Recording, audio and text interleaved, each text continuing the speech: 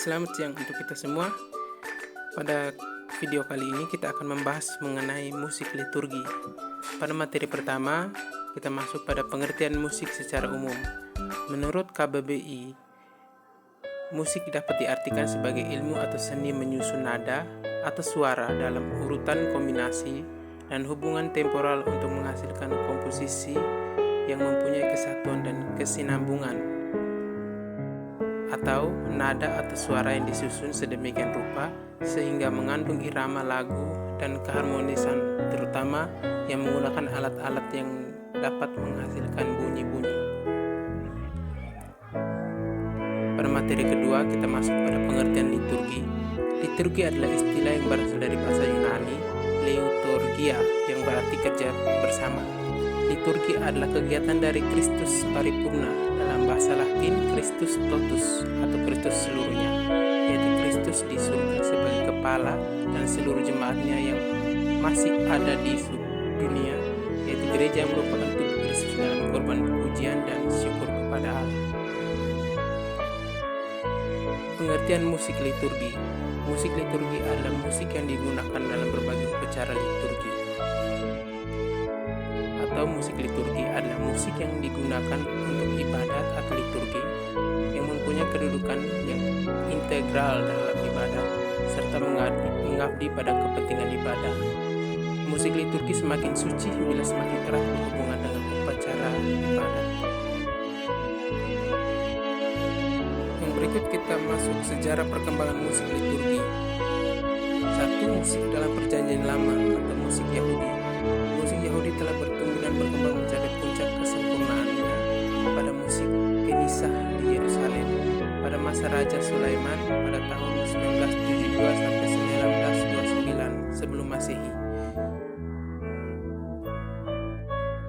Yang kedua, pada masa Gereja Purba sebelum tahun 100 Masehi, gereja perdana sudah mengenal musik, terutama nyanyian dan musik instrumen.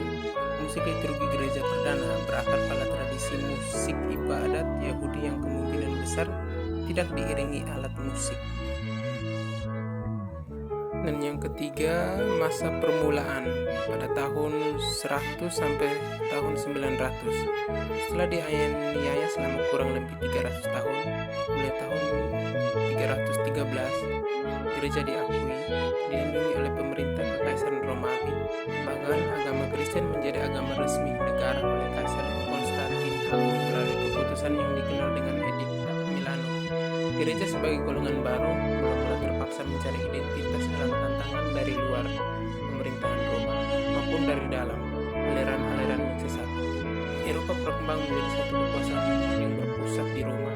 Daerah-daerah di Eropa tidak bertentangan dengan Roma, akan tetapi dalam kerjasama dengan pemerintahan Roma, hal ini memunculkan feodalisme di Eropa. Yang keempat, abad-abad pertengahan pada tahun 900 sampai 1500, seluruh hidup masyarakat diatur oleh agama Kristen.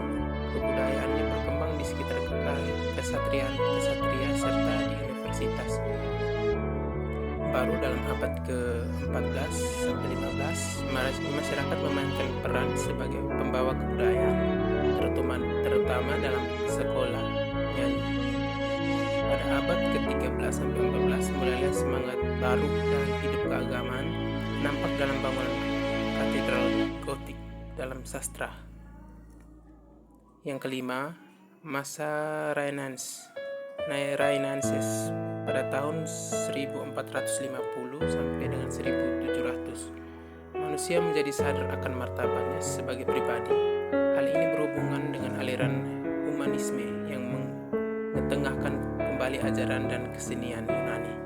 Akibatnya ialah bahwa manusia sedikit demi sedikit melepaskan diri dari ikatan gerejani dan sosial yang menentukan hidup dalam abad-abad pertengahan.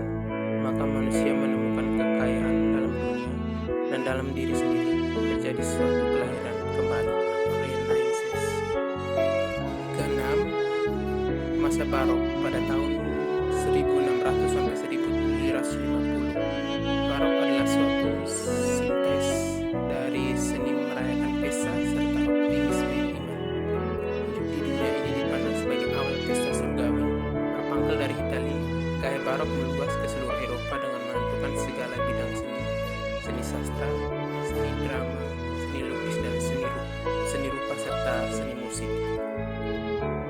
Ketujuh, abad ke-20.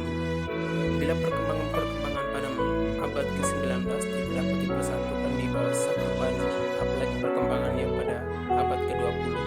Dalam politik terjadi pergeseran kekuasaan yang nampak dalam dua perang dunia besar serta banyak ketegangan yang berlangsung terus hingga sekarang. Gereja makin mengalami ketidakmampuan dalam memainkan peran dalam hidup masyarakat dan politik.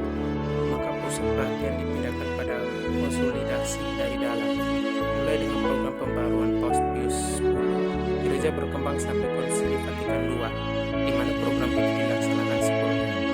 Kesadaran akan arti liturgi bagi hidup gereja serta tuntutannya agar semua orang beriman terlibat secara aktif di dalam liturgi yang sudah termaksud dalam program pembaruan Pius X dan dirintis, kemudian pelaksanaannya sudah jauh sebelum Konsili Vatikan II. Perkembangan gereja-gereja di luar Eropa akhirnya merupakan suatu kekayaan bagi gereja lama. Berikut kita masuk pada makna musik dalam liturgi. Yang pertama, musik dan nyanyian merupakan bagian liturgi sendiri yang penting dan integral. Kedua, musik dan nyanyian memperjelas misteri Kristus. Ketiga, musik dan nyanyian mengungkapkan peran serta umat secara aktif. Yang berikutnya kita masuk pada perkembangan istilah musik liturgi. Pada zaman Carolus Agung, lagu Gregorian dikenal baik di Eropa pada abad ke-8 sampai 9. Alat musik orgel pun akhirnya dipergunakan dalam liturgi Ekaristi mulai di Kekaisaran. Sejak abad ke-9 sampai dengan 13 muncul dan mulai berkembang musik polifoni. Kesesuaian nada dan kata mulai ditekankan. Tradisi ini sebenarnya sekaligus memecah tradisi Gregorian atau monofoni. Kedua, Konsili Vatikan II. Musik gereja tidak lagi berpatok pada tokoh-tokoh tertentu, melainkan pada fungsi musik liturgi. Bahasa pribumi diakui untuk digunakan dalam liturgi dan peluang inkulturasi pun terbuka. Maka di mana-mana sekarang ini gaung inkulturasi sangat terasa. Istilah musik liturgi baru dipakai sesudah Konsili Vatikan II dan sekarang dimengerti sebagai musik yang terikat pada liturgi. Artinya, musik yang isinya dan bentuknya ditentukan oleh bentuk, urutan, dan fungsi liturgi. Berikutnya, kriteria dan mutu musik liturgi. Yang pertama, diperhitungkan kemampuan mereka yang harus menyanyikan sesuai dengan jiwa perayaan liturgi itu sendiri. Kedua, bentuk perayaan dan tingkat partisipasi bervariasi sebanyak mungkin sesuai dengan kemeriahan pesta dan keadaan umat yang hadir. Tiga, menebarkan kepantasan dan kemegahan upacara gerejanya. Berikutnya, syairnya harus sesuai dengan ajaran Katolik. Di musiknya harus mempunyai kualitas, mampu menjadi medium yang lebih ekspresif dibandingkan percakapan biasa, mampu mengungkapkan intensitas perayaan melalui tempo, volume, melodi, dan ritmenya. Berikut kita masuk ke gagasan teologi tentang musik dalam liturgi.